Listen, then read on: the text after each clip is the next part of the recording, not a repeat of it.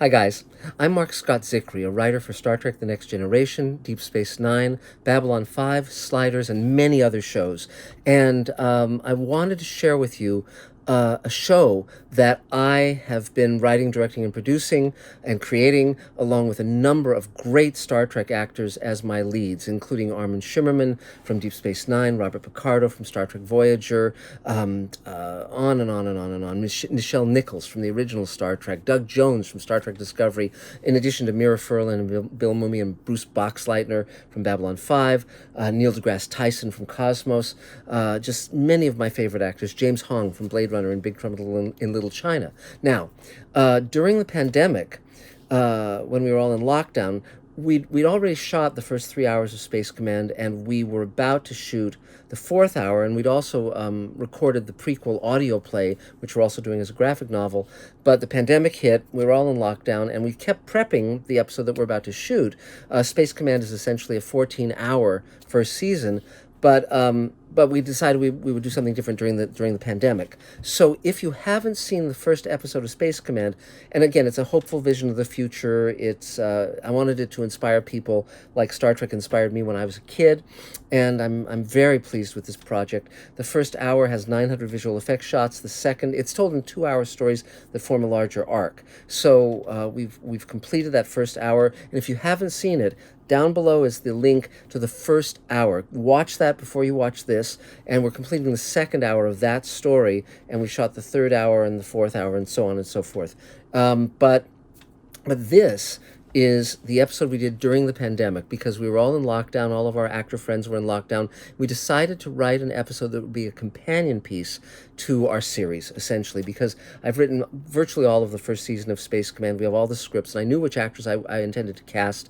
Armin Shimmerman, Christina Moses from A Million Little Things, whom I've worked with before, Nichelle Nichols, and et cetera, et cetera, et cetera. Francois Chow from The Expanse is in this, and many of my favorite people, my favorite actors, and so what we decided to do, my wife Elaine and I, who collaborates with me, is we decided to to do something different because we couldn't do big action set pieces. We didn't want to pour a lot of money into this and take forever with it. We wanted to be something that we could do almost as a fun opportunity, and so. There's something called Spoon River Anthology, which is a book and a play. It's a group of people in a small town. And you have them give monologues, and it basically pieces together their interrelationships in this town and their history.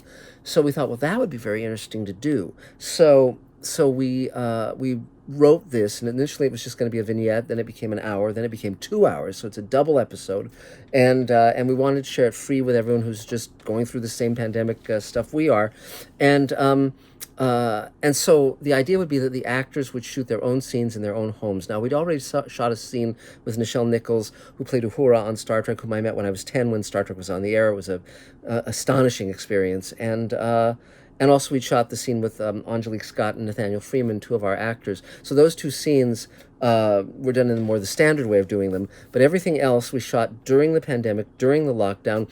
Our actors shot their own scenes in their own homes with their own cameras, and we then did visual effects stuff and so forth to kind of expand it out. And we were shipping costumes all over the country. We had actors shooting here in Los Angeles, in upstate New York, in Atlanta, in Northern California, in Saskatchewan, in Portugal. It was phenomenal. And meantime, also, we have a Kickstarter campaign going. So down there also is a link to our Kickstarter campaign. We sell shares in Space Command for $7,500 each if you want to invest and get a portion of my producer's net profits in the first 4 hours of the show. Amazon is actively considering the show now, and when you watch it, I think you'll see why. And again, with Ripple Effect, this episode, in the chronology, it would slot in right after the first 2 hours. Now, we don't have the second hour completed. We do have the audio prequel with all of our stars, but and you can get all that stuff via our Kickstarter campaign and so forth as digital downloads and whatnot. But and the novel is written, and the graphic novel is being illustrated, and the comic book, and on and on.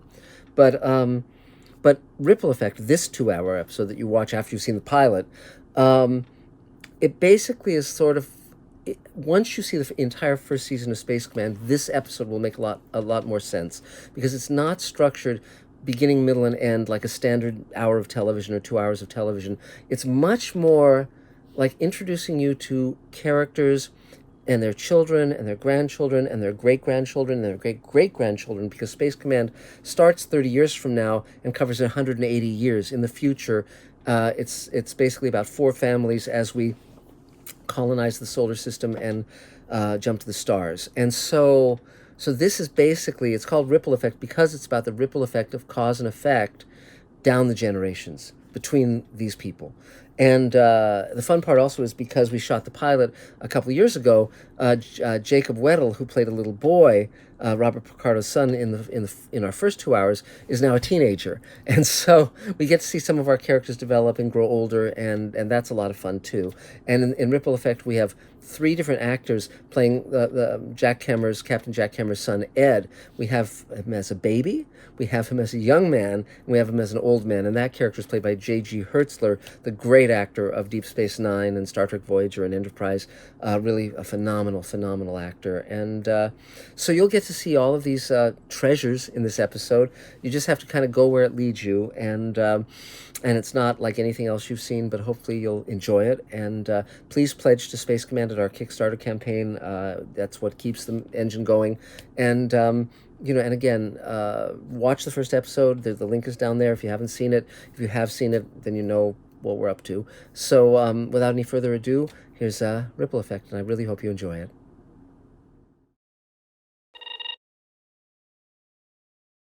Space Command is a story of several families over a number of generations. It begins 30 years from now, when Anson KEMMER, a pilot for the United States Air Force, meets and marries Anoka Shandima, a peace activist.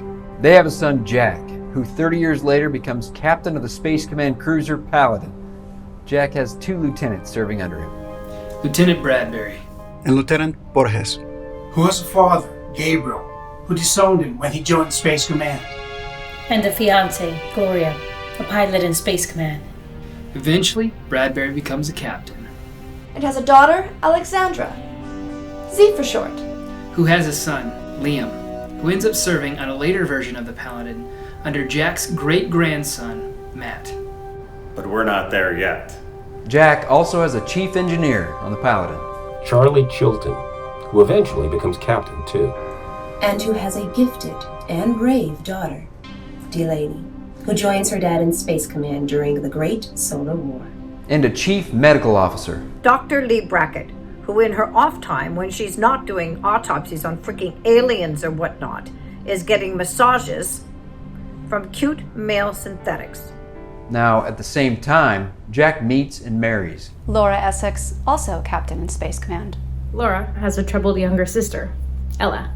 Jack and Laura have a son, Ed, who when he is only 20 is assigned as weapons officer on the Space Command cruise ship Lionheart during the Great Solar War. When Ed is an older man and fleet commander, he gets a knock on the door from a teenager named Matt, who turns out to be his grandson.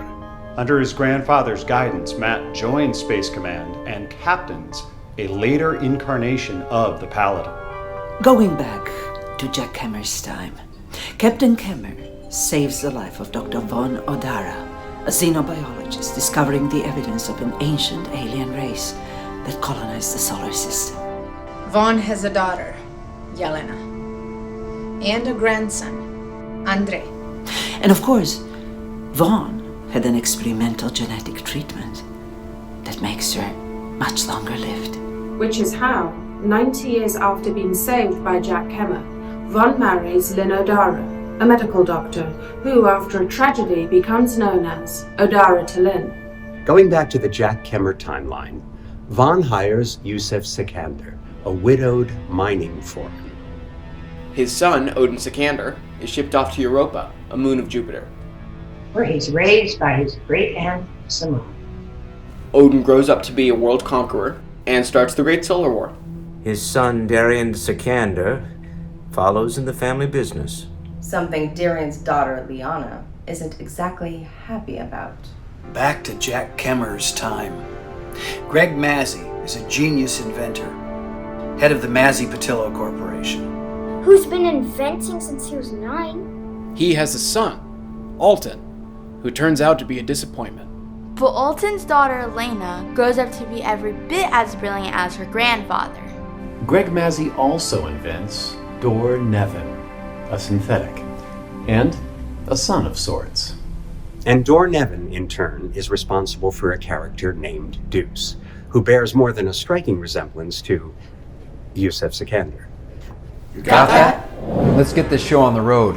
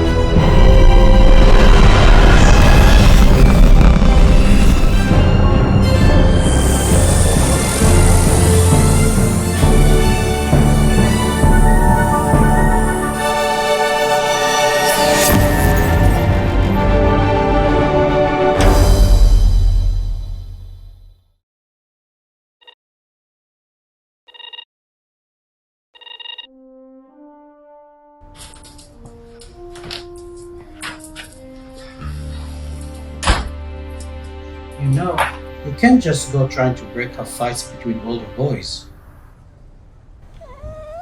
Hi, Fred. I'm sorry, Greg, you don't have superpowers. But I want to be a force for good. I know some, but there are lots of ways to do that. Like what? You're always inventing things. How about you invent something that will make the world a better place? Dad, come see! It's not quite right yet, but I'll get it soon. Da-da-da! Meet Freddy 2.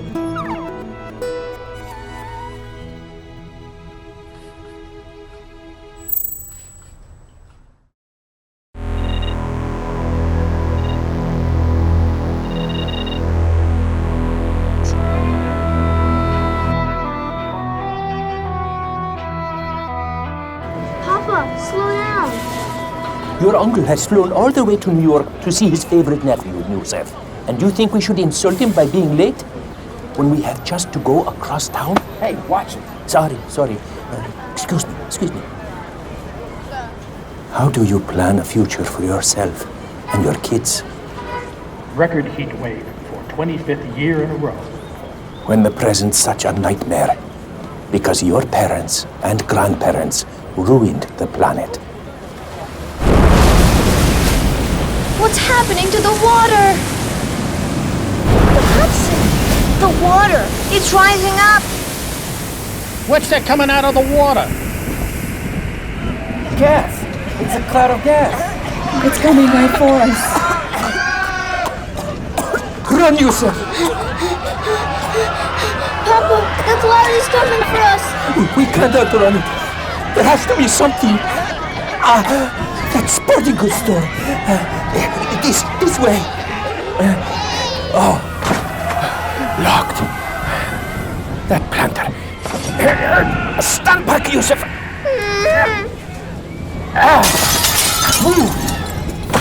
Where is it? Where is it? It has to be here. What are you looking for, Papa? There. The scuba gear. Good. Air in the tank. Oh, but there's only one. Yusef, sit here on the floor. But... Breathe through this. And put this mask on your eyes and nose. Good. Don't take them off until someone finds you. Papa. Promise me. I promise. Oh, my beautiful boy. Papa, don't go. There it is. The gas. Like a roiling beast. A son should not see his father die. All these poor men and women. Chickens come home to roost. The future is worth fighting for. Even if you won't be there to see it.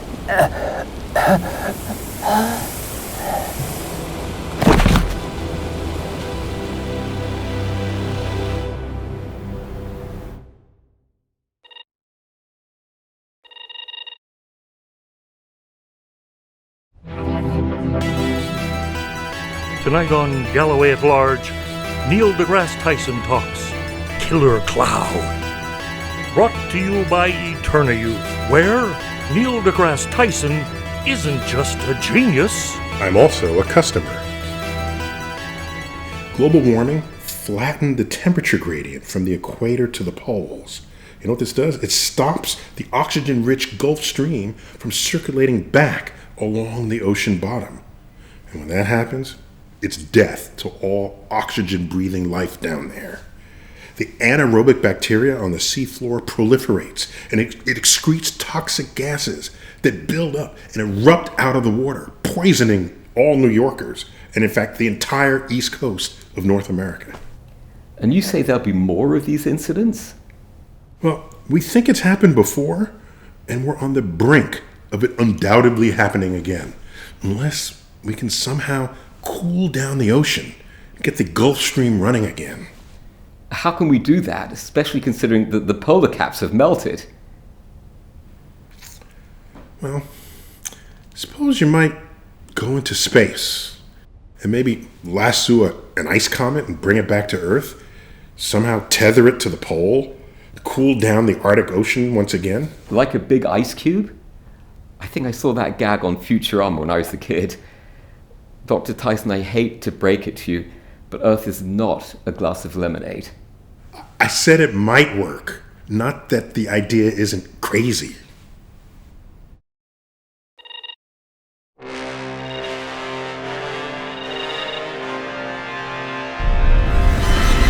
Ladies and gentlemen, we are about to attempt the impossible. Coming up on the comet, Captain. That is one big hunk of ice. We are here to lasso it.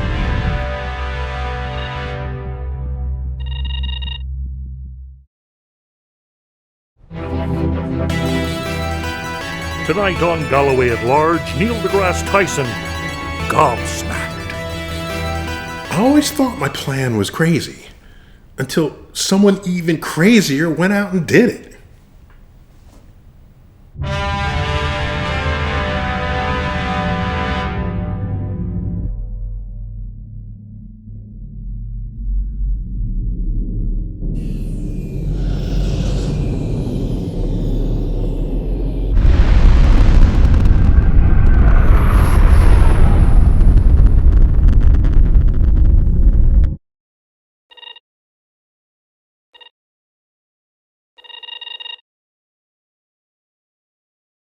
Laura,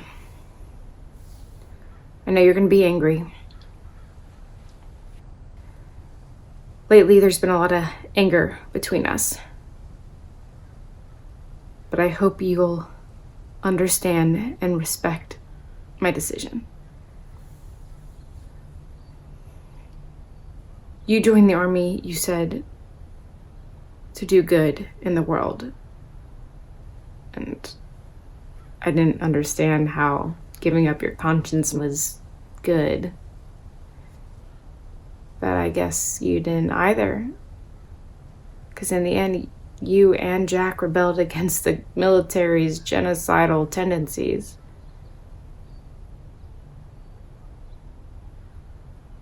This is what gives me hope in terms of you understanding.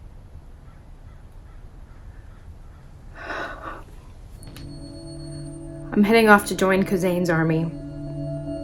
I, too, want to make the world better. I guess, as you've noted, your sister is a natural rebel. who's never seen true justice dribble down from the privileged and powerful. I do believe this is right with all my heart, and leave with only one regret: that I may never see you or Octavia again. Just know that if the end does come, seeing you in my mind will bring me comfort. Sorry. I thought I'd come up with better words. Live as a brat, die as a brat. What can I say?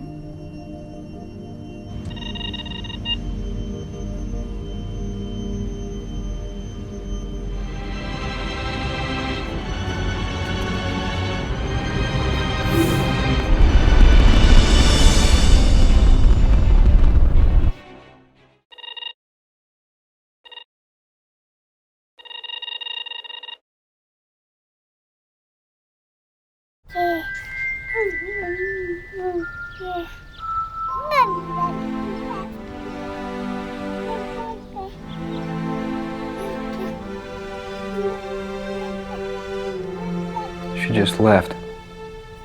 No note as to where.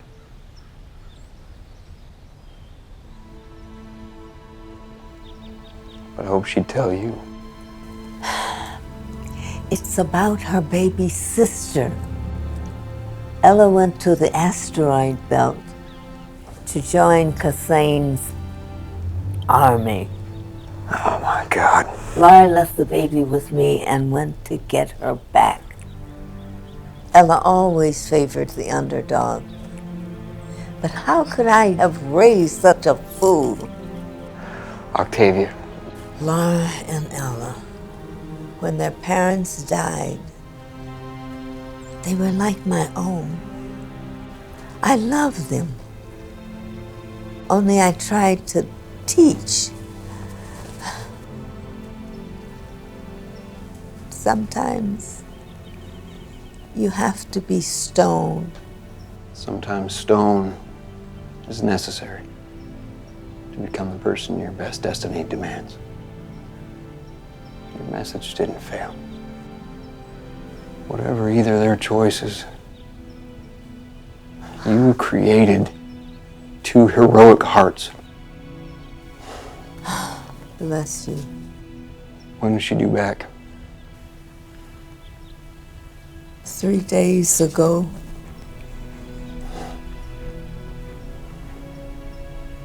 There's no time to lose. Don't be angry. Laura believed she could save her, and Kassane promised. He promised a safe passage. Jack, how could she not try? You'd have done the same.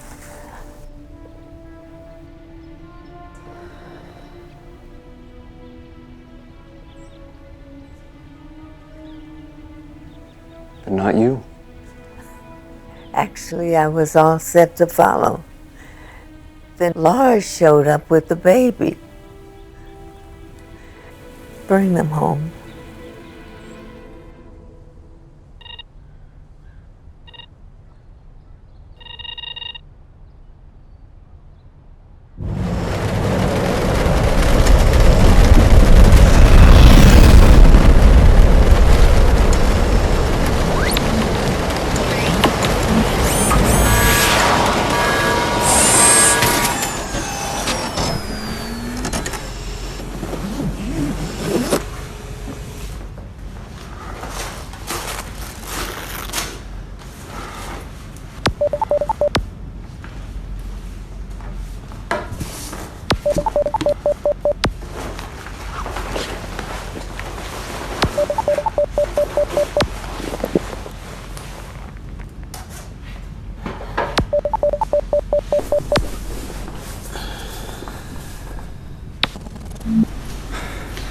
Any luck?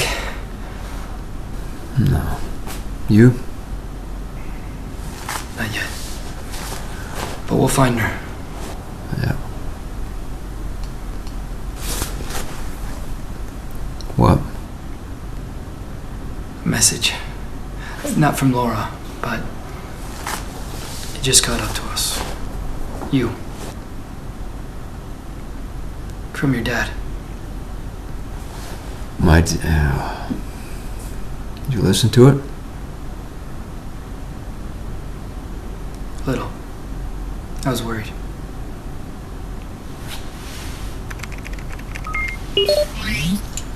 Send it over.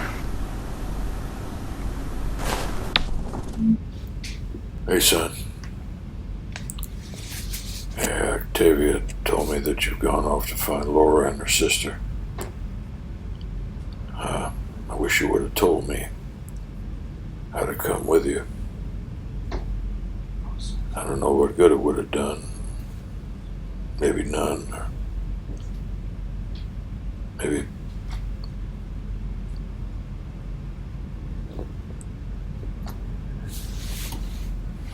Anyways, I've never been one to ask for help, you know that. My old man told me it was a sign of weakness. That help would never come. At best, it'd be blood in the water for the sharks, is what he said.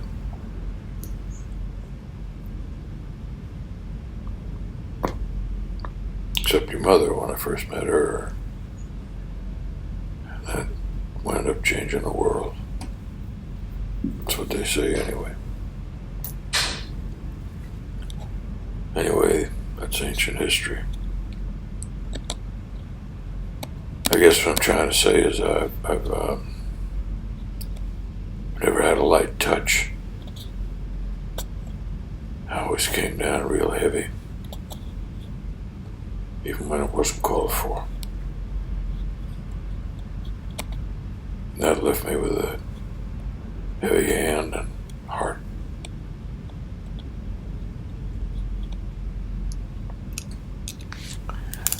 You wouldn't recognize this as your grandma's. And every Thanksgiving when I was a kid, she'd haul it up and make us all write in it. You know, what we're grateful for, or if we had any great wisdom and that we could pass on to future generations.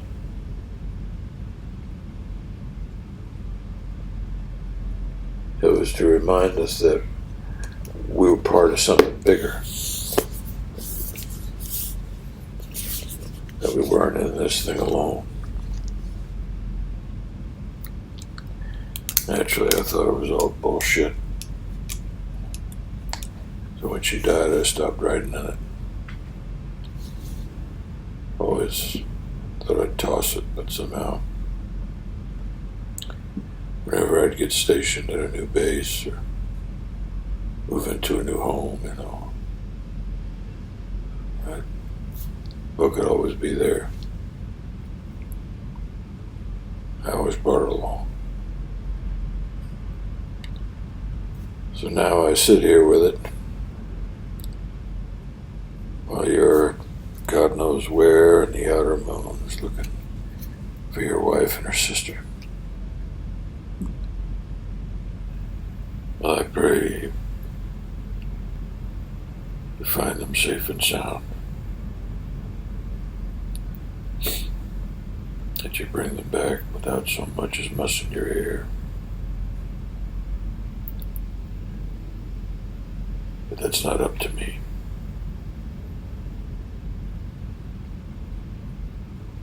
So while I sit here unable to do anything to change the course of the way things are going to go down, I thought I'd tell you what I'm grateful for.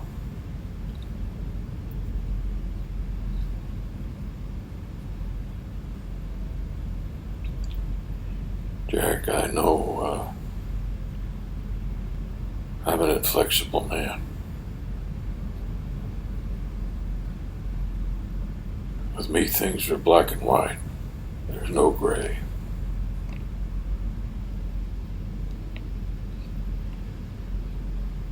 It's good or bad. I That's the end of the story.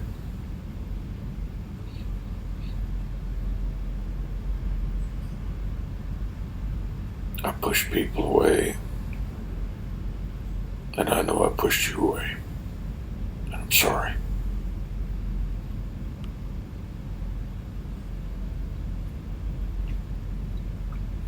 Thank God your mother wouldn't have any part of that. She held on for dear life.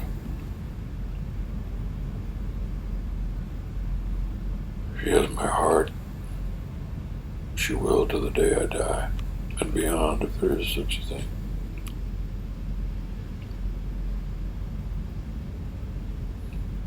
Thanks to her, I amounted to a hell of a lot more than I would have otherwise.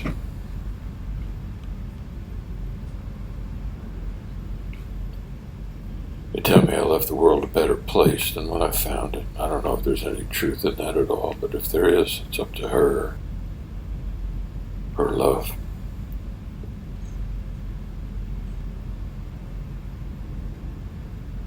She was about the only one that could have stuck with me.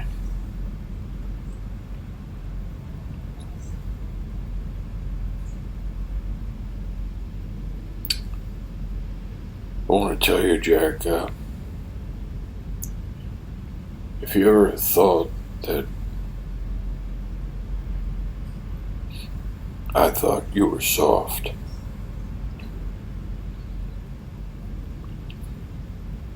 I want you to know that, to me, softness is a strength.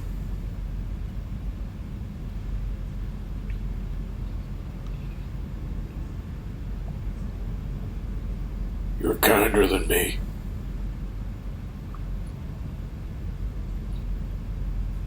You're a better man than me. And I know that.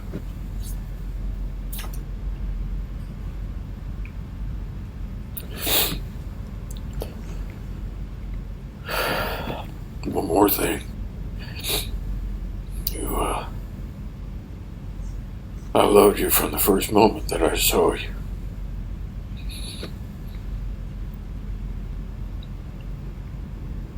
And I've loved you every moment ever since. And I wanted you to know that too.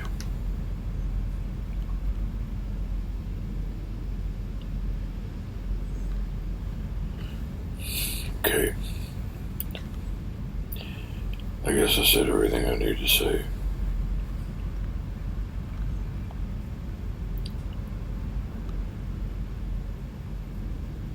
When you get back, if you want, maybe we could take a ride up the coast in the Bugatti or something.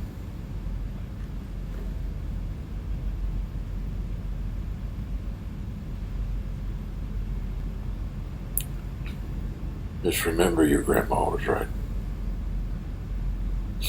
Without other people, you're just one sad son of a bitch.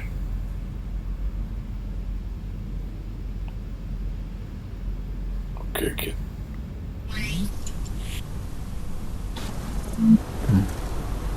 You okay? Yeah. Wouldn't be a bad tradition, you think? Nah, it's okay. It's just... my son isn't gonna have to wait till he's grown.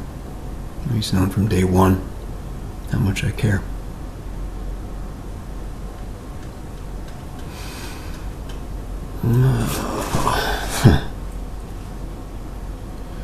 Alright. Back to the search. Tomorrow, first light. Sorry that it took all this for this to happen. Yeah. Still, it's good to know.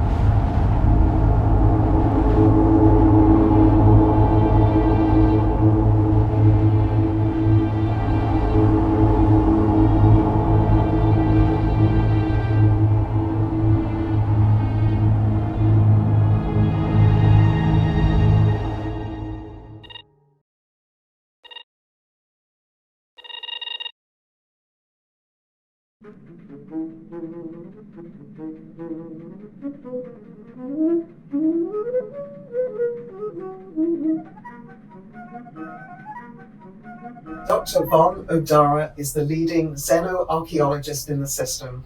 Her discovery of artifacts of an ancient alien race, the Yamar, is the scientific find of the century. Dr. O'Dara, thank you for joining us. Thank you. I almost forgot. My apologies. I know I promised you an interview. I was celebrating. My daughter just had a baby. Thank you, Dr. O'Dara. We do appreciate you leaving your party. So, questions? The Yamar? What can you tell us about them? Oh, yes. Beyond hoping they still exist in some distance somewhere. They had beautiful cities and a vast sense of community. By which you mean? They embraced everyone, every individual of goodwill. It sounds wonderful. Would you say there was any single key lesson that they had to share with us? Community is the lesson. For every sentient being, any sentient being, who may live 1 year or hundreds, giving to community creates a stream that's endless. It gifts us with immortality. And what would you say you have to give?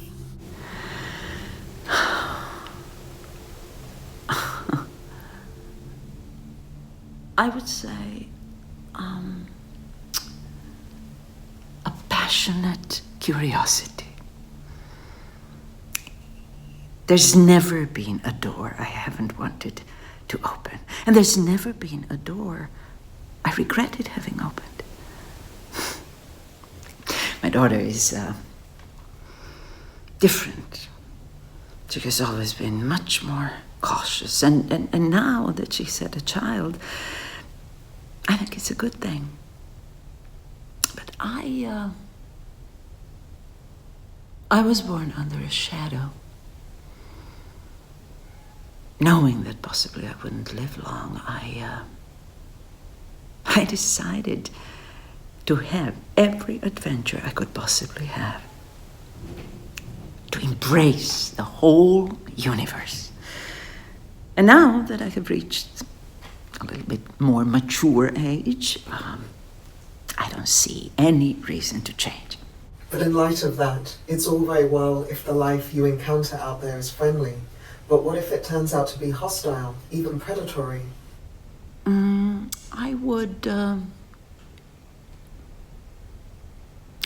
I would endeavor to change their minds.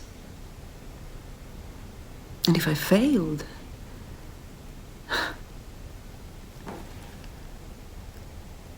I would try to endure and to hold on to my best self.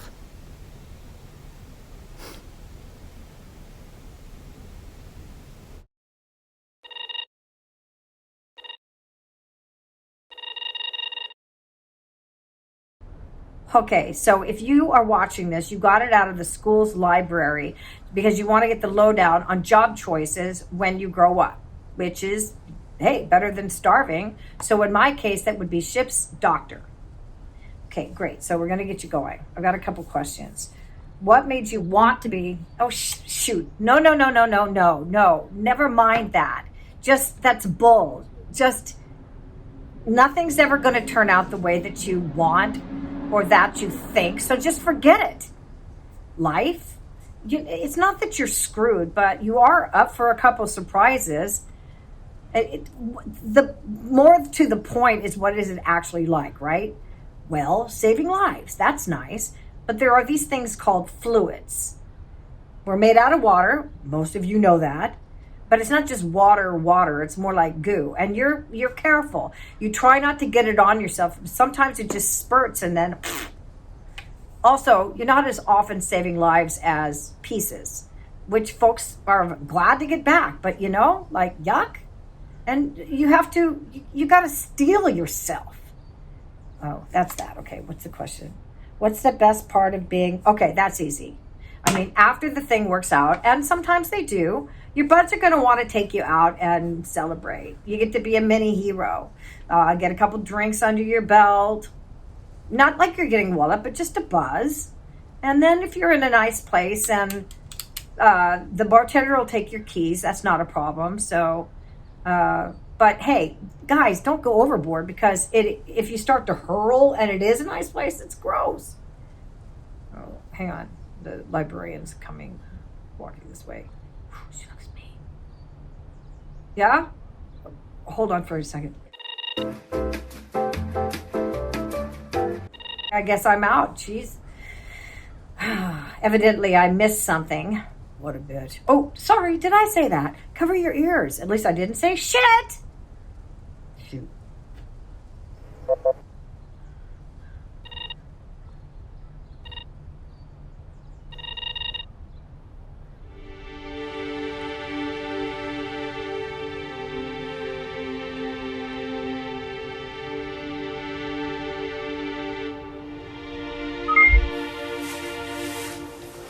I'm making this recording for you, Eddie, even though I know you won't be able to watch it now and understand. Well, I mean, you can barely walk now, and the words you try to string together, well, I wanted to tell you about your mother while I still remember things, while it's fresh. First off, if she believed in what you were doing, she'd never let you down. Whatever the risk, her career, her life. On our one mission together, she, more on that later. I just know that I failed her and you. I don't know what you're going to think of me when you're 5 or 10 or 20, but I know what I think of myself. Anyway, I'm doing this now because I want to tell you, so maybe you can feel like you know her a little. And I tell myself I'm going to remember, years down the road, but you don't. It fades. It's like when I try to remember my mother now, I just, it's a few moments here and there. Her face is fading from me. No, except in dreams. In dreams, I see her clear as day, even after all these years, that's funny. So, this isn't right, and it isn't fair, but I guess this is the best I can give you. Your mother, Laura. I remember about the maddest she ever got at me was after I saved her life pursuing what she thought was my duty. And her temper, her temper was like a pillar of fire, and you did not want to get in its way. She was tough and brave and strong. And then when she got to know you and trust you, let her guard down, and there was a gentleness and a sadness and a pain that she was afraid to show the world. And that was like getting the key to a treasure chest. Her father was an alcoholic, which I guess by the time you watch this, you'll have heard that. Of course, at the time of the accident, he wasn't drinking anymore, but he still had that personality of, talking his way out of yet another job. Laura used to say that the only thing you could count on with him was you couldn't count on him. Anyway, there she was, in the back seat. She was 8 years old. He was driving, not much attention on the road. And when she looked and said, "Daddy, traffic," he's twisted all the way back around to, give her hell about, no little kid's going to tell me what to do. And that's when it happened.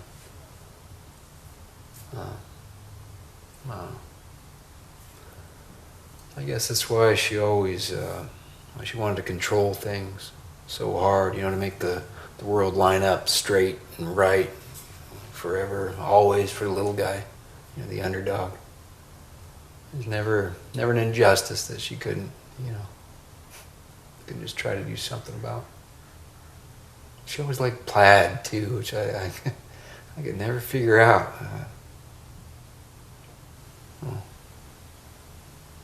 I guess I never will.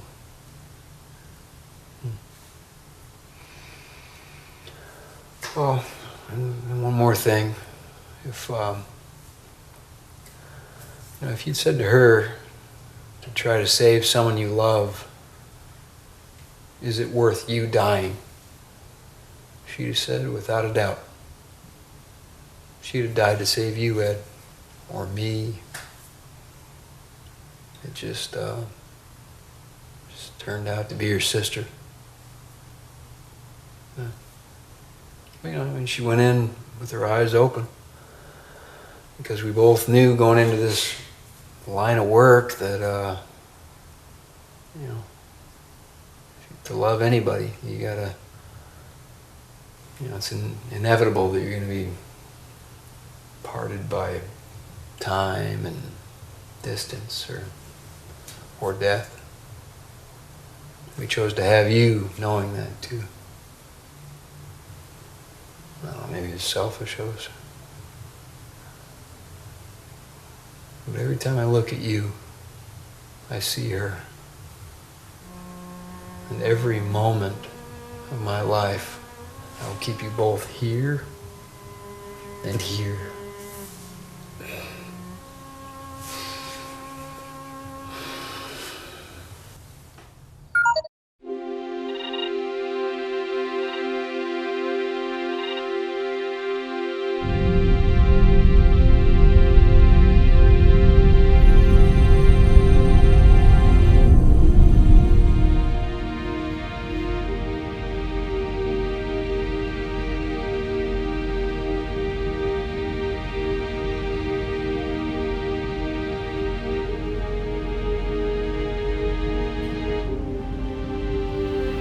I will miss you most of all. Where are we? A distance from Mars, I'm afraid. You said that once before. Yes, that's right. We are in a different system now. Far from home. A new home, and a better one. Do you think you can sit up?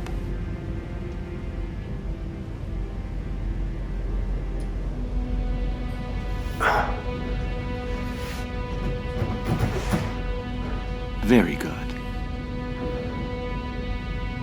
I'd like to see myself. Of course.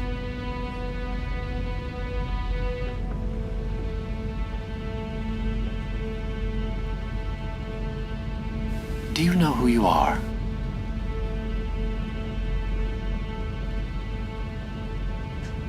I had a beard. Perhaps. And I seem to remember a son. And that is from a different life.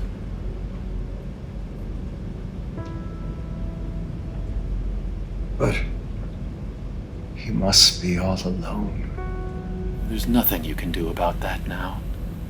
I have been thinking about loneliness. When I was on Earth, Sirius, Mines, Mars, and now here, with all my followers. You can be alone in a crowd, especially when you once had a friend. The thing to remember is that you are not alone. And now, neither am I.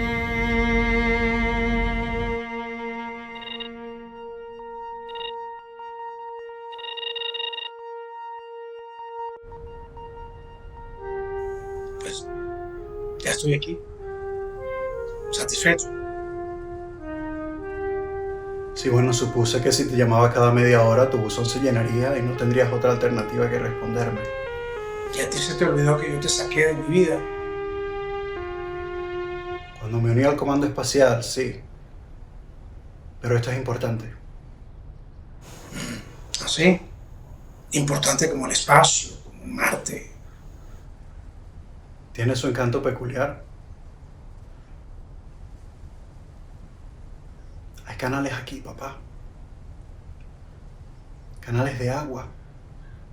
Y la terraformación está yendo tan bien que dentro de unos años vamos a poder caminar afuera y respirar sin necesitar una máscara. Imagínate. Quiero que sepas que sí, soy tu hijo. Pero no soy tú. Y la única manera de seguir unidos es aprendiendo a dejar ir. ¿Y qué libro de autoayuda te estás leyendo ahora? Eso te hace sonar, que digo viejo, antiguo. ¿Por qué me llamas precisamente hoy que es el Día de los Muertos? ¿Será porque eso es lo que ha sido para mí? Porque recuerda nuestra tradición. Tradición, sí, hemos tenido mucha tradición. Y siempre juntos. Tus abuelos, tu mamá, que en paz descanse, y tú. Siempre recuerdo que en cada Día de los Muertos íbamos a Río Verde y mirábamos nuestro reflejo en el agua y gritábamos: yo soy latino.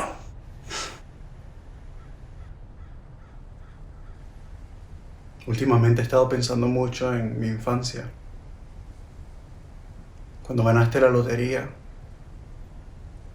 y de la noche a la mañana fuimos de pobres a ricos.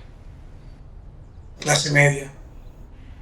Recuerdo que compraste esa colección de enciclopedias y yo me leí cada tomo. Me abrió el mundo. Teníamos dinero y aún así nunca cerraste la tienda. Seguiste haciendo zapatos.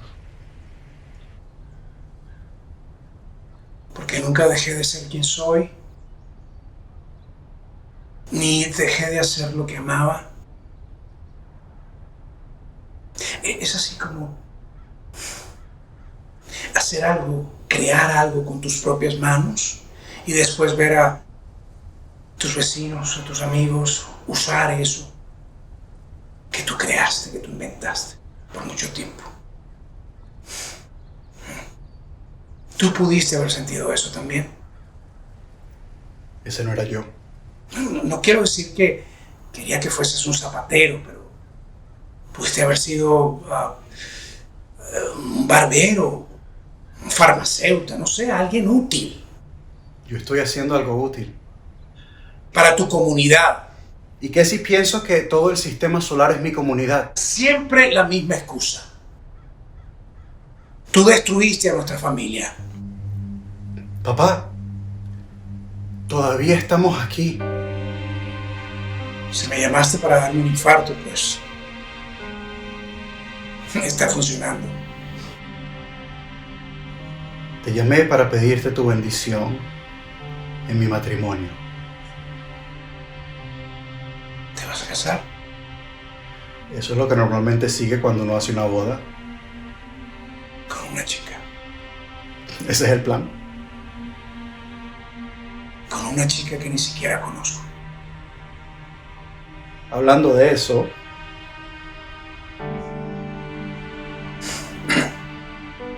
¿y usted cómo se llama? Sí, soy Gloria. Y yo sé cómo llamarlo a usted. Seguramente Oso, como me llamaba mi hijo cuando era pequeño. Porque, bueno, soy grande y doy miedo, ¿no? No, el monstruo. ¿Monstruo? Como en Frankenstein. Él aparentaba ser muy grande y feroz, pero Creo que él era mal entendido. Pues sí. Él nunca fue bueno con palabras. ¿Y tú qué haces, Gloria? Yo soy un piloto en el comando espacial. Como mi hijo. No, no como Jorge. Yo soy mucho mejor. Caramba, qué carácter. Él no es tan malo, pero tiene mucho por aprender. Me recuerdas a mi esposa. Yo siempre he dicho, cásate con alguien mejor que tú, más inteligente y que te ame y te quiera tal como eres. Así que has decidido casarte con el idiota de mi hijo. Eso me dicen. ¿Quieres algo en particular como regalo de bodas? Sí, papá. Nos encantaría que usted viniera a Martes a vivir con nosotros. ¿A vivir? No, ese no soy yo. Bueno, pero podría hacerlo si usted trata. Por favor. Mira, cuando yo era pequeño, solo ir a Ciudad de México para mí ya era una aventura, una odisea. Y tú ahora me estás hablando de ir a Marte. Mi padre jamás voló en avión. Y yo tampoco. Usted no me está diciendo que el monstruo tiene miedo.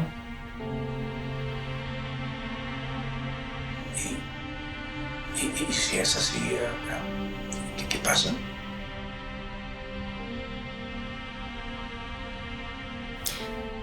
Yo diría que el miedo es una excusa o una invitación.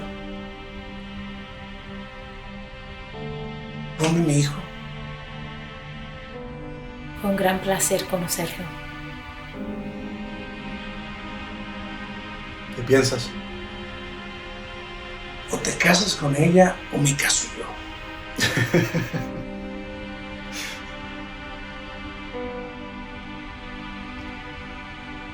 Papá, todos los días que estamos vivos es una lotería. Y la mayoría de la gente pierde porque nunca compran un billete. Comando Espacial es mi billete. Y Gloria es mi fortuna.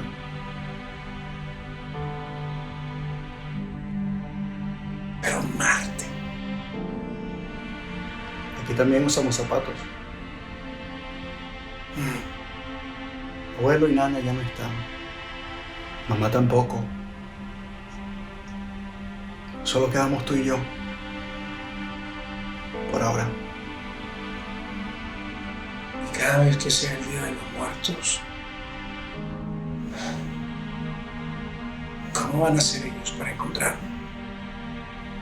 Yo creo que es más fácil para un fantasma encontrar su camino a Marte que lo es para un ser humano.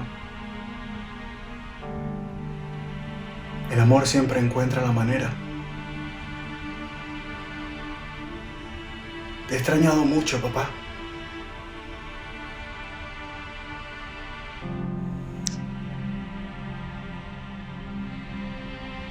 Iré a Marte.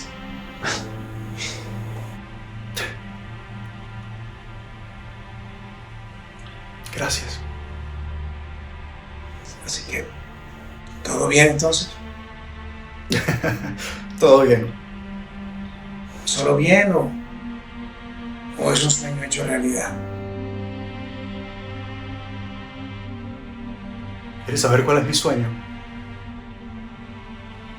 Que un día, cuando Gloria y yo te hemos dado nietos de sobra, durante un día de los muertos vamos a ir a caminar a uno de esos canales. Vamos a ver nuestro reflejo en el agua. Y juntos diremos,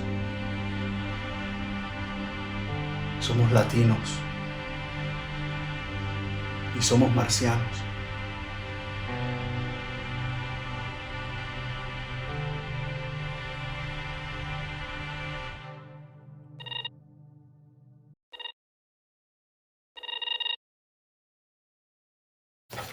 I address myself to Greg Mazzy of the Mazzy Patilla Corporation. Having been at your first presentation of synthetics, where you made the case that they were so much better than the real stuff, humans and other things alike, and boy was I convinced. Only then, the human contingent whipped off with Dornevan, leaving all the other gizmos behind, which is what this is about. I don't know how to turn them off. I don't even know how to turn them down. And I've been calling your complaints department, and again, you have put me on hold. And I have yet to talk to a single living person, which I suppose is ironic. But the point is, I was taken in by your sales pitch, lock, stock, and barrel. And, of course, the warranty has just run out. So I need help with this. Ow! Ow!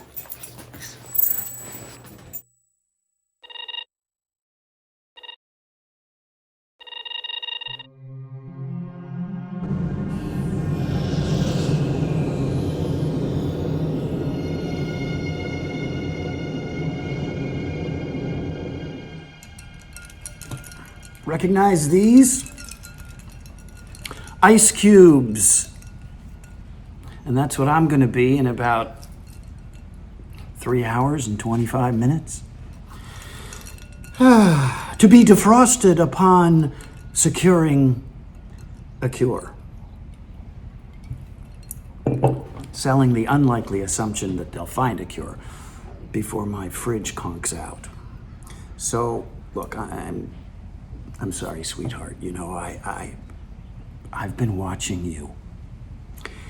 And you're smart. You're not just top of the class smart. You know, you're smart like I was when I was your age. So I am not leaving Alton, your father, my company. He'd just be like the proprietor. That's what he's going to be. He's just going to be holding it down for you. So as soon as possible, as soon as you're humanly able, as soon as you're capable to take control, I want you to take control and set things right, okay? Because sure as God made little green apples, he's absolutely gonna run it to the ground and just ruin it. I know, I can hear your scold right now, same as KEMMER. Jack KEMMER, you know, he was around in my day. He was a hero. He may still be around in your day. I don't know. Alton is trying his best. You know, till the day that I die, which is any minute now, I'll never grasp how try could result in such dismal and consistent failure. Only there you go. Your grandpa's a shit. Saved the world. But according to even my sweet, gentle, endlessly loving late wife, the perfect grandma you never met, I can be capable of great cruelty. So, my legacy, my gift, and your burden. I'm sorry, but there's no one else I can trust. Okay. Part 2, in case anyone ever says that this freeze-dried thing that I was talked into it, they'd be right, because what I believe is I'm never really going to wake up.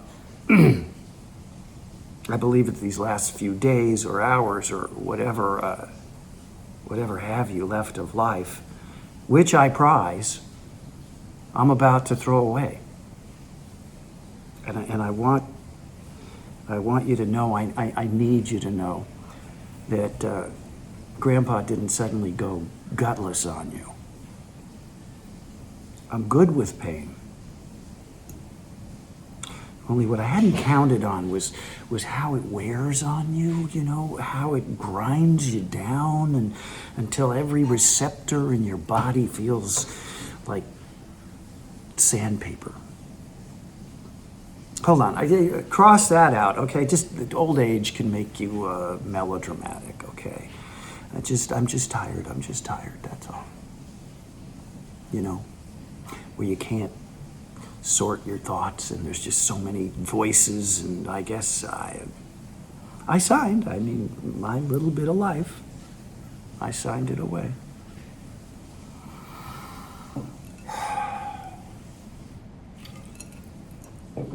I'm sorry. sorry, honey. So, if you don't mind, with my old fogey apologies, I'd like to end on a very small piece of wisdom. Okay?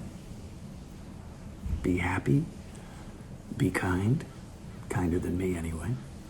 But not too, because they'll take you down and maybe take your last. Mostly be brave, because if you're not, the first two, they're not ever going to happen. And sweetheart, trust me on this.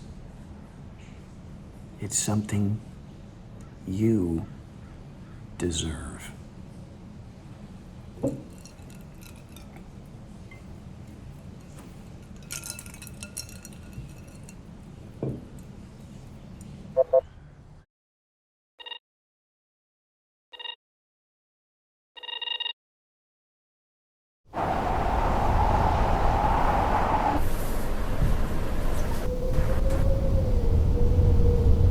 My Future by Odin Sikander. An imposition. Abandoned. Banished to an ice planet. With an even colder ant.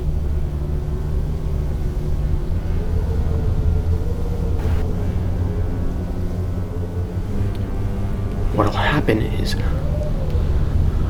I will be known. To those who thought, oh good, forgotten, gone. They will live to regret it.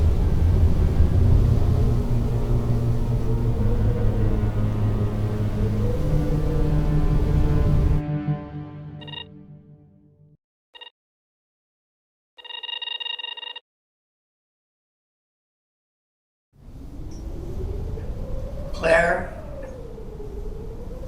Simone, I've been trying to reach you for a few days now. So, well, anyway, I got that gizmo that you need for your generator, and the vendor thought I might be wasting money. Well, he said that your whole half of your valley is gone. Oh, maybe you're dead. I mean, who can you trust nowadays anymore? Only I heard the rumble, even with the wind. Blew my cup almost off the shelf. Well, I guess I knew already. I just wanted some damn messenger to kick. Well, if that is the case, and it is also the case that I need to talk to someone. And a dead person is the only kind of person that I'm going to tell this to, so. Okay.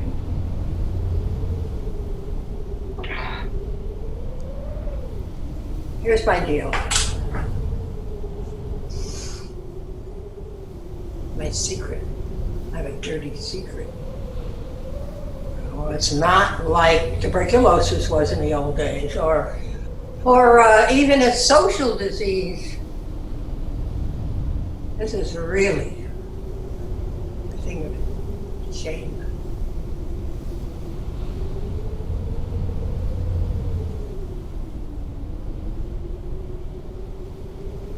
Mental illness. Yeah. Even in this day and age, I felt something, some connection, even as a small child. But to my married sister, who dutifully took me in, jealous over her perfect life. And Veronique, her perfect little girl. She had the great, wonderful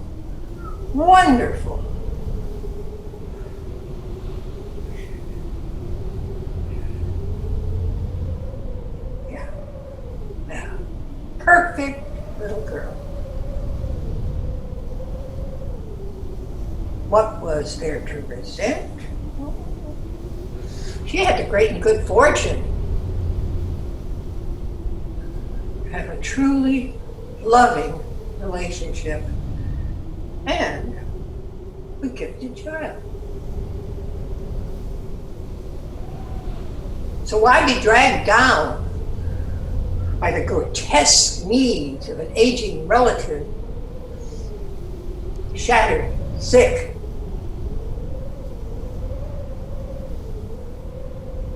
Better to blame the willful nature of a brutal personality. Yeah, well, no, that is not right. I led them there purposefully. Willful was nothing compared to the deep, dark, bottomless hole.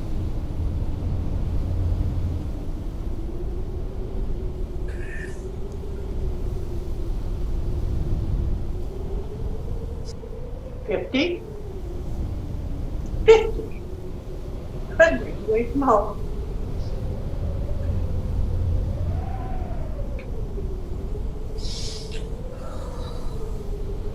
I ran. Potential exposure from forced words of sympathy. Well, I just ran. I fled because I didn't want to hurt anybody anymore. Just to this icy moon. And it suited.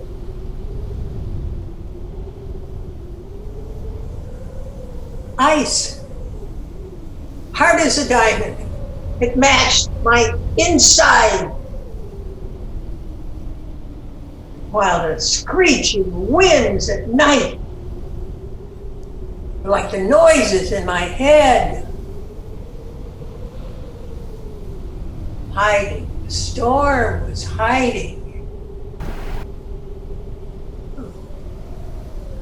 I belong here.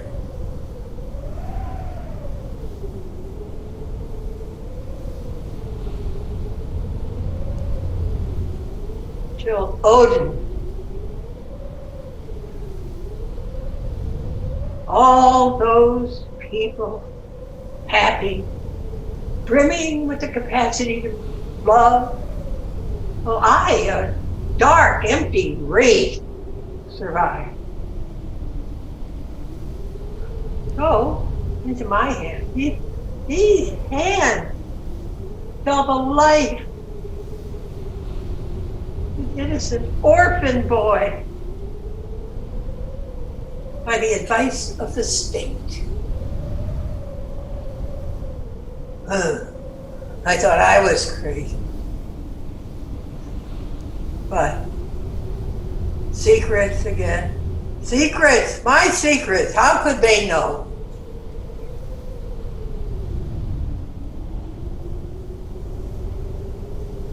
So he sat across from me, trying to smile. Agony, but trying, and I don't know. Maybe it's a gift for me, or an apology, or no way to know. I said I cannot make those connections.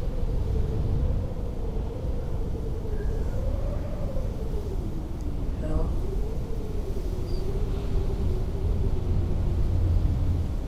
In any case, simple common sense told me he needed to be held.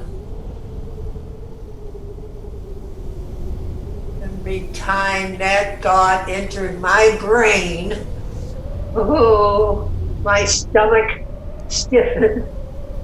My whole body got rigid. And every word that came out of my mouth after that was just mean. Well, I was in a cage, one layer down behind the bars. I felt I just couldn't get free. I couldn't get free. So,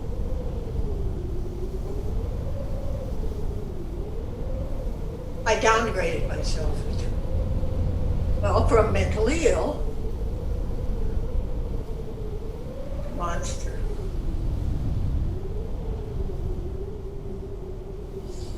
No, I must still be mentally ill. I'm talking to a corpse.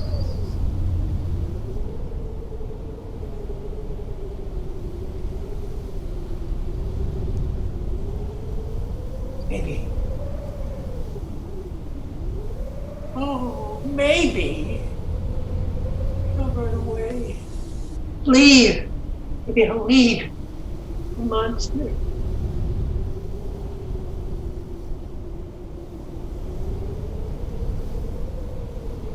Oh, God in heaven! I wish I could.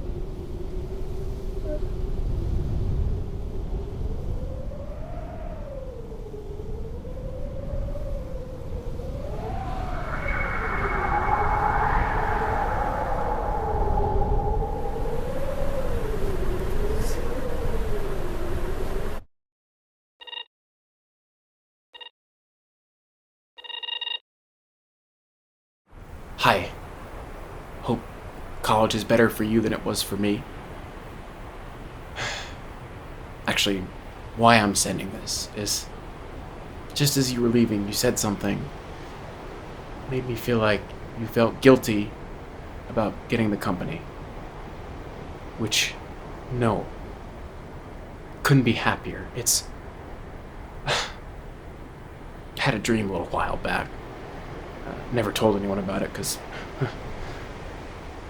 Anyway, I was grown, younger than I am now, but grown, and back in grade school, Miss Dorothy Rankin. She was up front. I was her only student, seated in one of those undersized chairs. She was saying how happy she was that I was her big success story. And suddenly I knew in my dream that I'd been lying to her.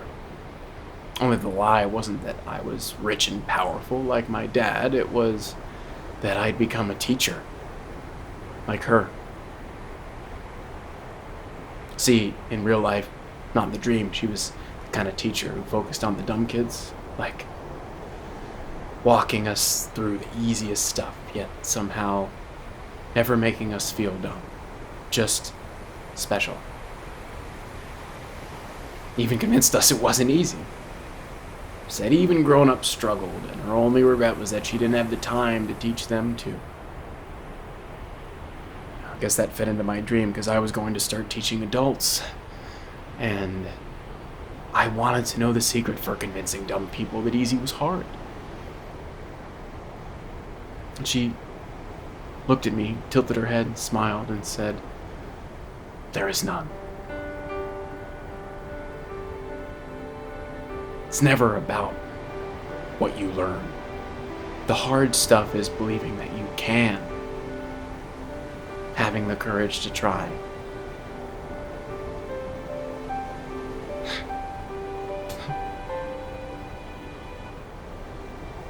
Can you imagine your granddad's face, me telling him his only son is determined to spend his life teaching remedial to dummies?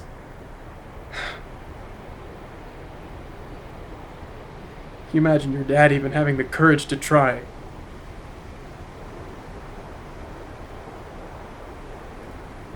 Sorry, veered off course. Only wanted to say, you belong in the Mazzy clan. I don't. Tried, but Only family thing I ever looked forward to was teaching you stuff as you grew. You were always 10 steps ahead, so Your mom wouldn't have been left behind. She was gorgeous, gifted. Only her granddad made the match, and pretty soon she was sick of me. Wanted you, but... Well, you know your granddad. You were blood, family. I also really didn't want to let you go. It's just... Your poor mom. Point being... hopeless fit. Anchored to your granddad. Anchored to his company. I'm just grateful to finally be cut loose.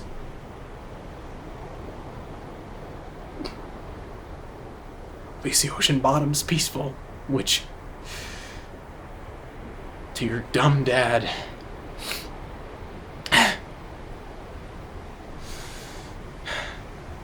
is a gift. Call me if you need anything.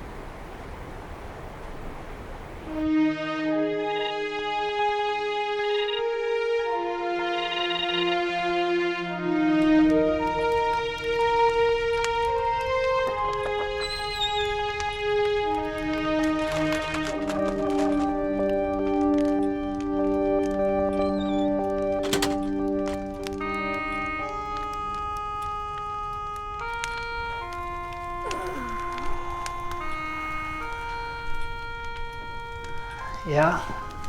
Your mom said you had all these questions about who's who? Yep. What is this for? You haven't been hired by some big media outlet already. No. Just starting out. Independent. Great. How far back? As far as you can go? That's, you don't want to miss your own graduation party. No problem. We're just starting. Just, what is this for, if you don't mind me asking? Reality check. Reality check. Against the PR version? You want Smarm? Smarm's great, but mostly... Hey. We all love heroes, only if they're too perfect, they're like statuary. There's no connection, and we're on our own. So what I'm looking for is the human thing that gives admiring folks like me hope. That's nice. Thanks, Dad. No. Thank you, Z. Only time for a couple, but, okay. Where to start? Wait, what about... There was a doctor? Yeah. Lee Brackett. Great doctor. Great with kids. They loved her. She was so okay, inappropriate. Inappropriate? She saw them as people. Got it.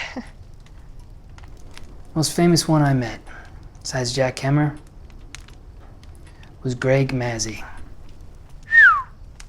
Heard of him. Yeah. Very big deal. Synthetics. One writer called it the Age of Ease. Son of Gun was prickly, though. Admired, but not that well liked. Only rich as all get out, right? You care? I don't know. When things got sticky, World opinion didn't seem to carry much weight. It appeared pretty invulnerable. Only also not happy. Like, even before things went south. Just always, I don't know, seemed sad. This the kind of stuff you want? Whatever you got. Sorry. It is getting pretty late. Okay. Only, just to be sure it's not lost. For all their flaws and imperfections, they all had this thing, this need to make it better.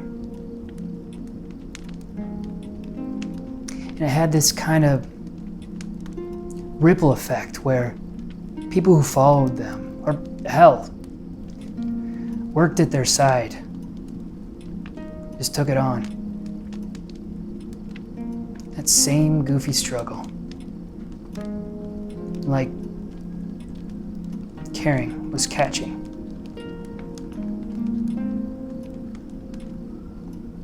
I don't know. Maybe it is. 'Cause darling, I think you caught it in spades.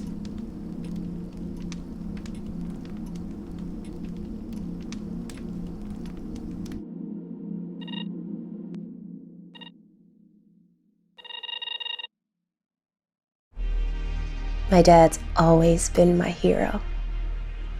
He fought in the war in Sri Lanka. That's where he met that wild man, Anson KEMMER. He flew with him on that mission that caught the comet and brought it back to Earth.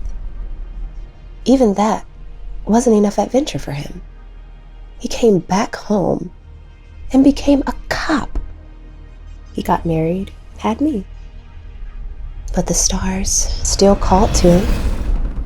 He signed on to the Paladin and served with Anson's son, Jack. But he always came home. So it was no surprise that when I grew up, I wanted to be just like him. Come on, what's the big surprise?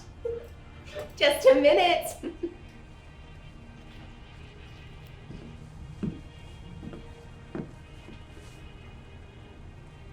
Ta-da!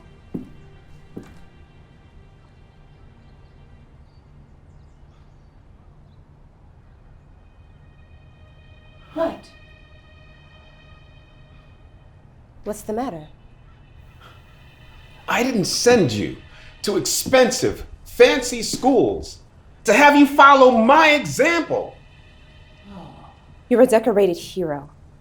Decorated heroes are morons who take moron risks. We are at war. You said it was a skirmish. A small skirmish. Right. Only. Only?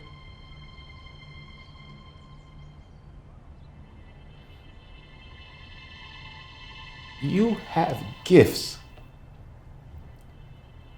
Do you really want to waste them by being cannon fodder?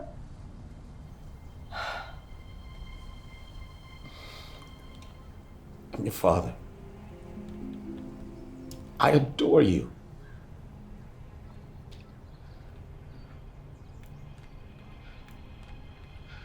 You can't expect me to be fair.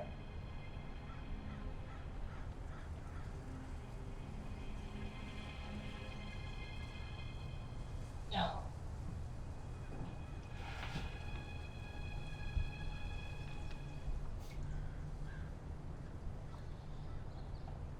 But try.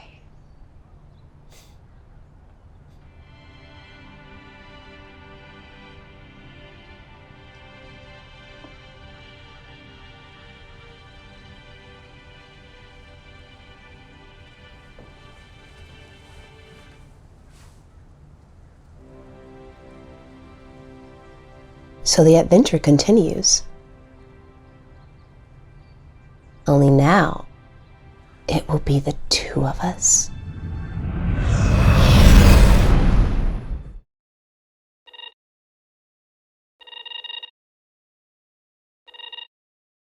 I have these dreams. Again. And again.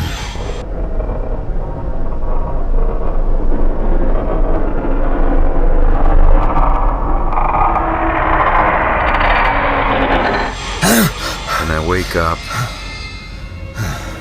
And I know it's just a dream. Then I remember.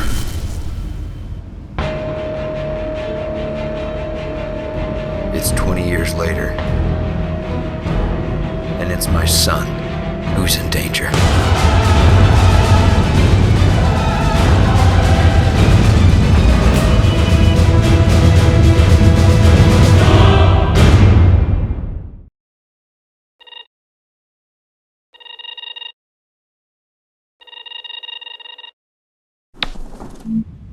Hey, Dad. Thanks for the birthday greetings and for giving me the gift that I asked for. I know it wasn't easy. I just finished watching the video that you sent me after Mom died.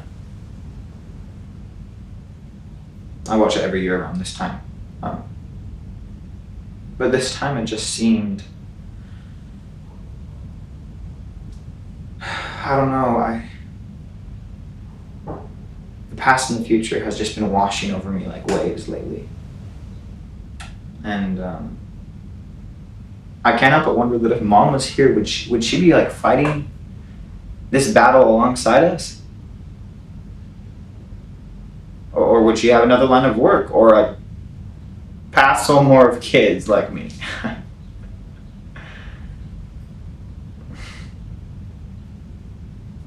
It doesn't do me any good to think about it, I know. I just think it's crazy how someone that I've never met can leave this hole in me the shape of them.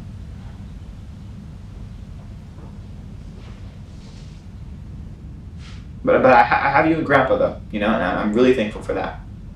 And considering the way that you grew up, I would say that I won the parent sweepstakes, hands down.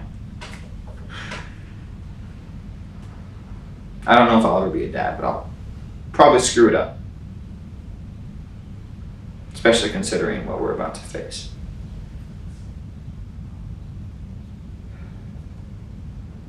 Look, this isn't one of those before I die letters. Or final farewell. I'm simply acknowledging what we all know that we're about to face.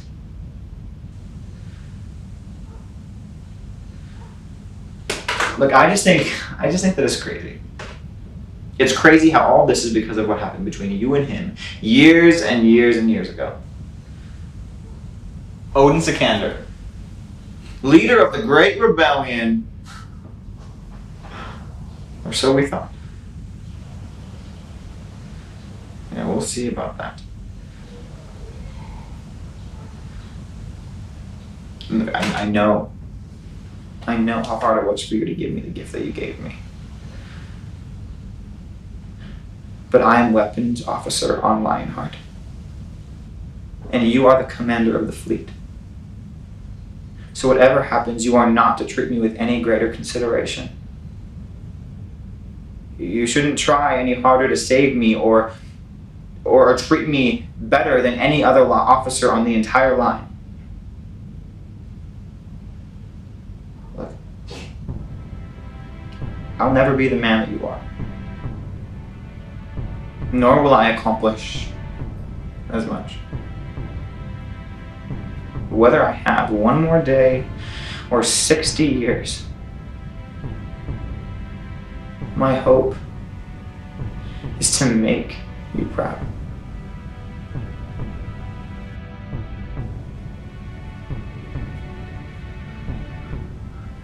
No matter what.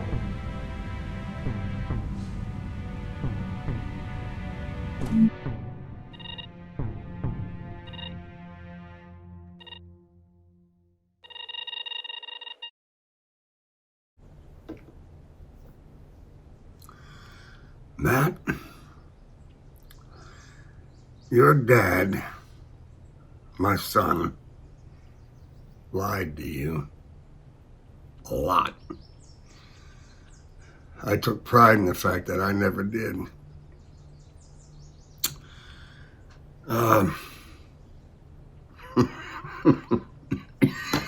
Except the fact that I just did.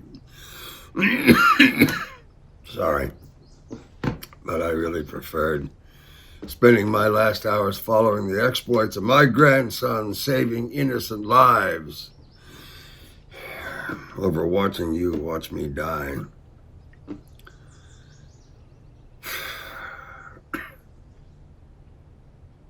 Yeah. Also, yeah. Look, there's something I need to say. And okay, I couldn't face to face. Your crazy dad didn't get his crazy just out of nowhere. My dad, your great-grandfather, geez, that's going back a ways. Wow. Jack KEMMER, he was a real hero, not just brave, but the biggest-hearted guy anyone ever met. He won disputes through that, a lot more than any damn military action anyone ever dreamed up. So naturally, his son was loved. Damn, I knew I was loved. The glitch was, how can you own love when you know you're not worthy? Yeah, sure. I did well enough. Medals, commendations, all that flim-flam. Only all my life traipsing around behind this perfect guy in his blinding glow, I felt like I was just hanging on by my fingernails, terrified. Not of injury, but even death is hell, just part of the big macho game. But what if, in some dark corner of my soul, one I didn't even know existed, I came up wanting. Perfectionism is a demon, but I embraced her. And I set her on your dad. I know Frank's left you pretty embittered. There's no blame there, no surprise, but just wanted you to understand, because he is your dad, that if he hadn't fought back, I'd likely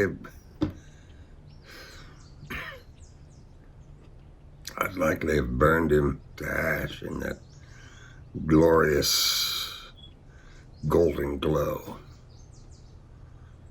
So next time you see him, if you ever do, try to cut him some slack and, yeah, give him my regard, would you?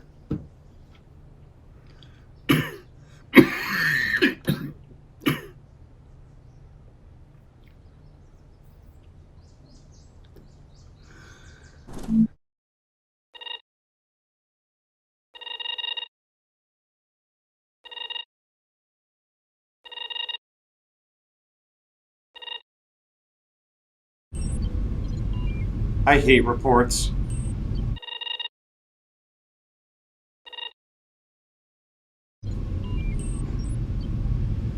It wasn't that Jerome Kiriyama wasn't acting like an asshole. He was that, but that's not the point. The point is, he managed to con a bunch of nitwits to inform him.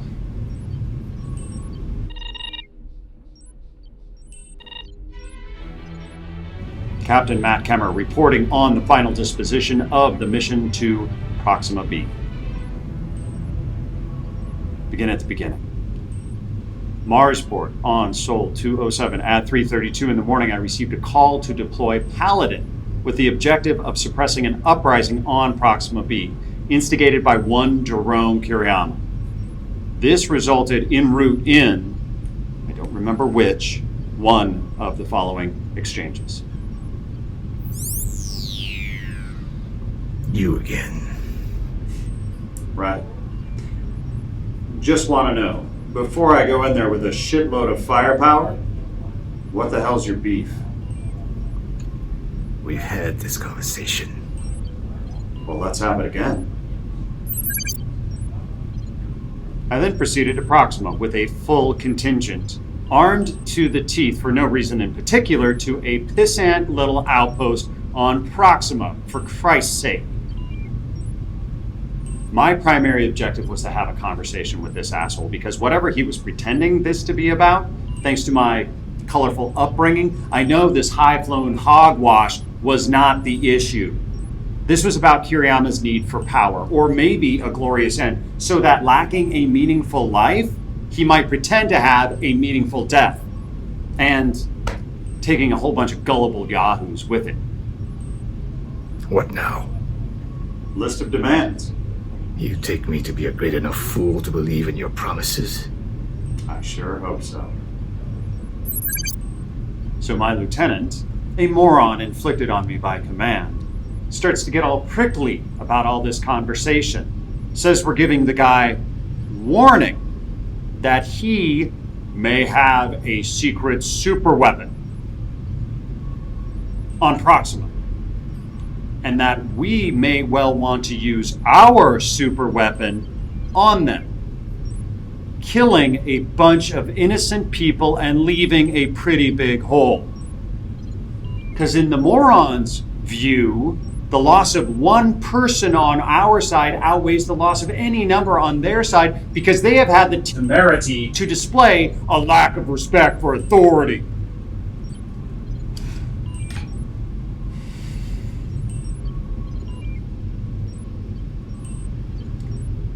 Let me tell you why the underdog fails to respect authority, okay? Picture yourself as a kid. A little kid. And this is what you see. The haves are eating these great big meals and throwing out more than you have had in a week. They're not thinking about you. They don't see you. And they are entitled to this. Not because of some virtue of hard work. No, your mom and dad work 10 times harder. But because of class, bribery, and the ability to lie to themselves better than they could ever lie to you. So yeah, you think, hey, I'm going down. Why not take a few of them with me? Just so at the tippy end, they understand they ain't invulnerable.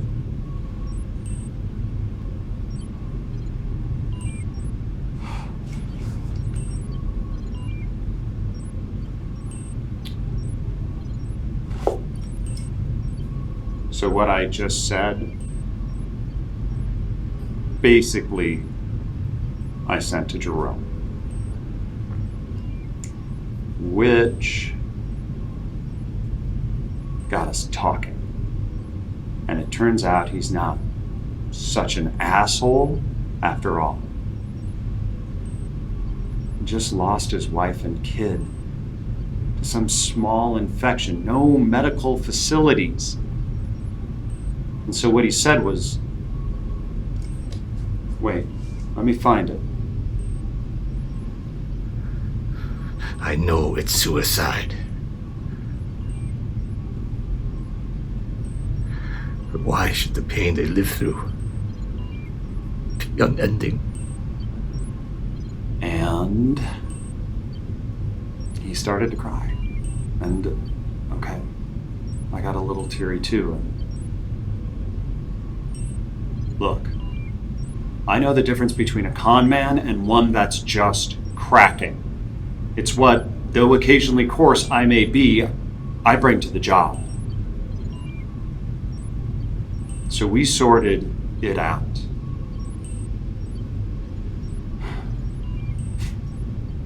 Naturally, Lieutenant Moron wasn't too happy. We fold now and we'll have a revolution on our hands. No one will respect us. And I said, you mean fear us. And that's just too damn bad, because I already gave him the candy store, and believe me, there wasn't too much candy in it anyway. But at least now, we have another ally, rather than an inflammatory tale which is going to cause us a ton more enemies.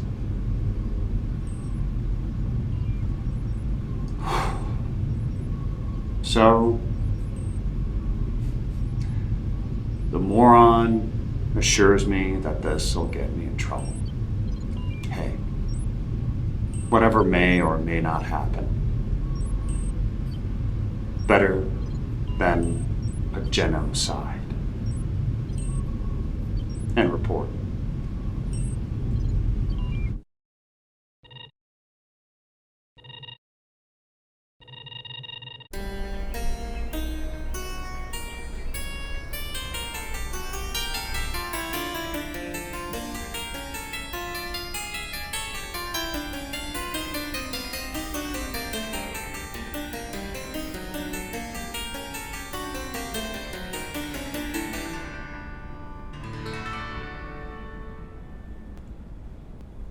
My father was a passionate man, and he bestowed upon me the fruits of that passion, which were, nutshell version, boss around everybody in sight. In sight. In sight. My father's son was not a world conqueror. I am an administrator. Not a bad one, but I own one that leans toward the cranky. And why, you may wonder, being too polite to ask. Would a boss feel cranky? Because, dear listener, I am a small man with small dreams, and bossing is not one of them. Speaking freely, which I'm probably free to do because no one will ever see this, and hoping not to romanticize. In my little dream, I see a gently sloping green hill, shaded by flowering trees. And at the foot of that hill is a little rushing stream, its waters dancing, yes, dancing, over time-polished stones. At the top of that hill is a picnic blanket, a basket, myself, and, yes, a pretty lady. Not beautiful, mind you, but pretty. Mostly because of her eyes, which will be kind, and they will look upon me with, not love, too dangerous, too demanding,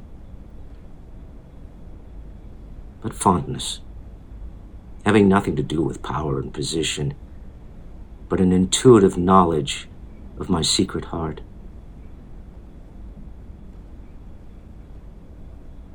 She will reach out and touch my hand with fondness. For the first time in my existence, someone will be fond. And I shall breathe in the crystal air and forget, oh so fleetingly, all my failures and failings. For one fleeting moment, I will not be little, but be joined with the hill, the flowering trees, the rushing stream, and the lovely, lovely lady beside me.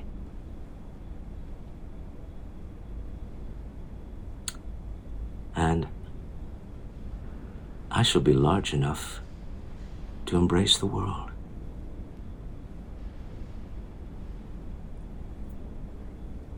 And I will believe, for that fleeting moment,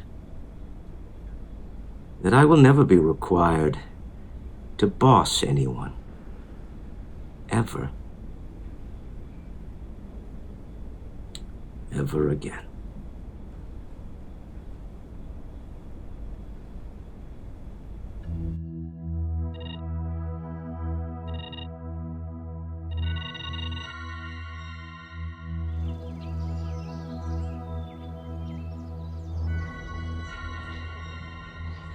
Mother, I'm leaving you this message because I believe you more than anyone will understand.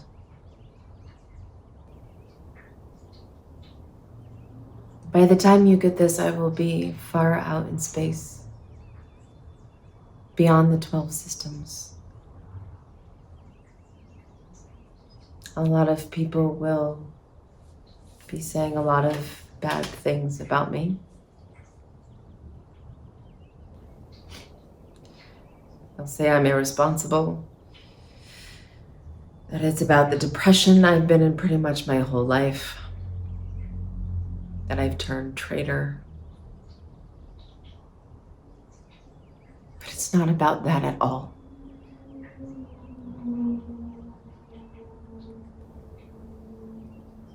I know what Father is planning is all a part of our family's story. Our grand destiny. Payback. As if for generations we've been the wrong party.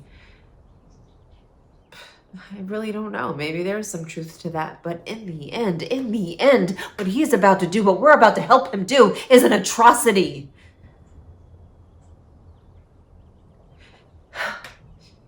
They say history is written by the winners. Oh, and surprise, surprise, they're always good. Perhaps they even believe that. But what makes them good? Is it what they're actually doing, or is it merely because it's them that's doing it, and anything they do must be good? Okay, this isn't coming out right. I didn't want to spout good and bad. I want you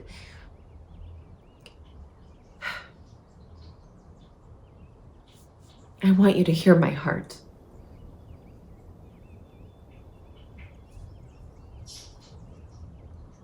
All right.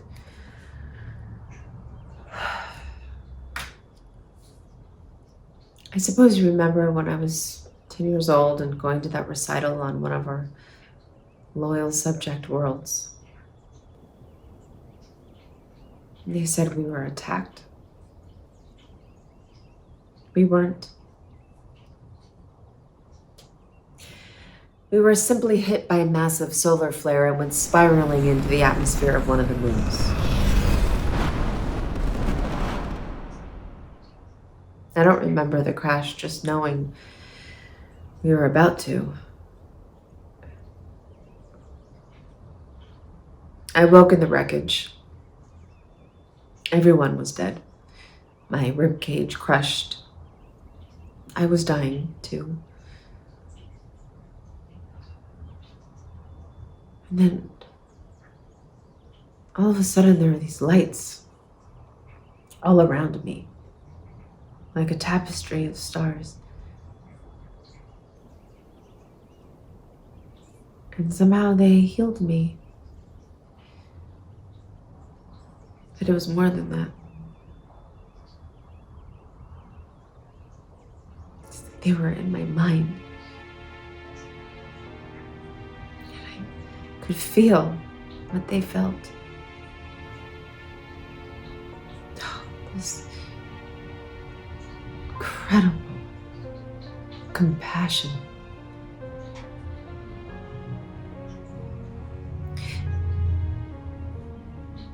Everything alive is one life.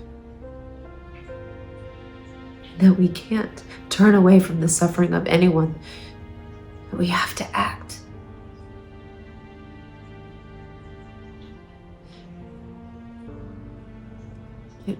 An Imperial ship found me and took me home. I expected Grandfather to celebrate what these beings had done, reward them. But when he found out how they changed me, ruined me, he had them all killed. I tried to stop it. And Grandfather locked me away, remember? Said I was in shock. And I begged Father to help. And I don't know, maybe he couldn't, but he didn't even try. Silence. And all I heard were the people screaming. Those who saved me screaming in my head.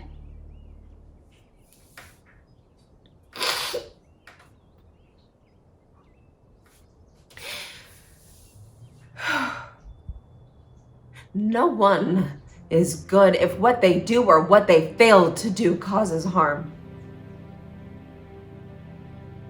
I am a traitor. That's the day I turned. And I fell into a silence of my own. But not a one out of complicity, but one waiting for an opportunity. For this moment to come.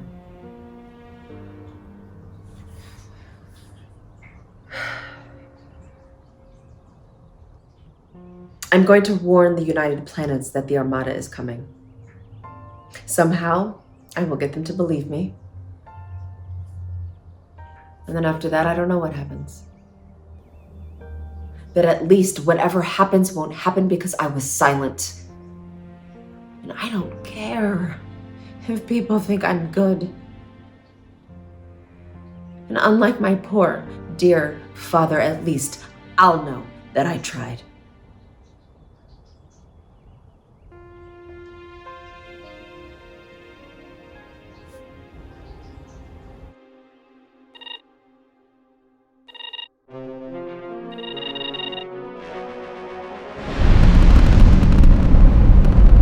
Why Space Command? For the adventure.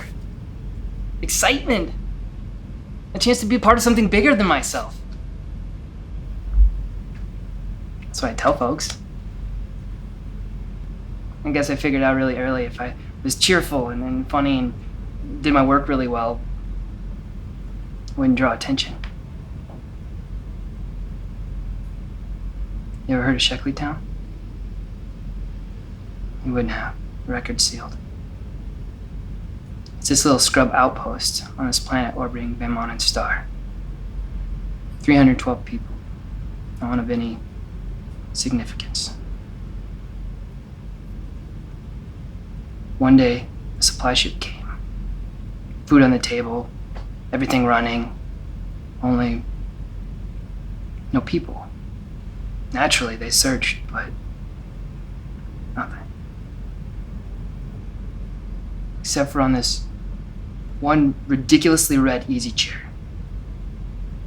Me. Bawling my lungs out. They asked me what happened, where'd everyone go? I couldn't tell them. So they shipped me off to my grandmother's, closed the books on it.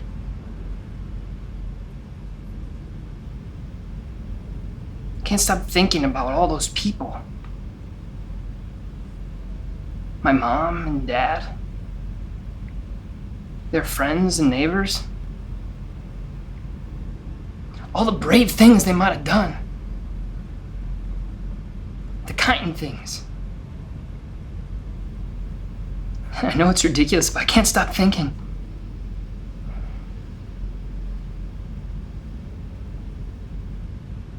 I could help them. I could make up for all the things they could have done if they were here on this world. If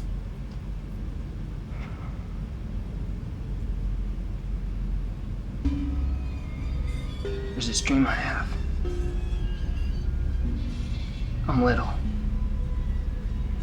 And there's this big spider web coming towards me. Like a shiny wet silver netting. And it gets real close, and it rears up. And it stops. And it goes away. Well, it's not a dream. It really happened.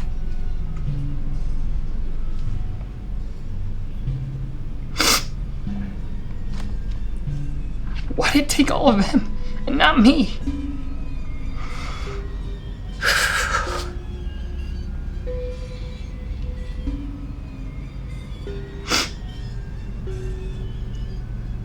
Why did I join Space Command?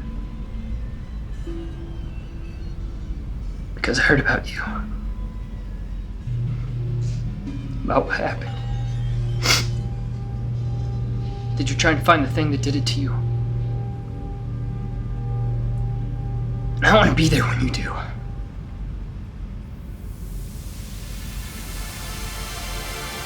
I promise you, we will find them.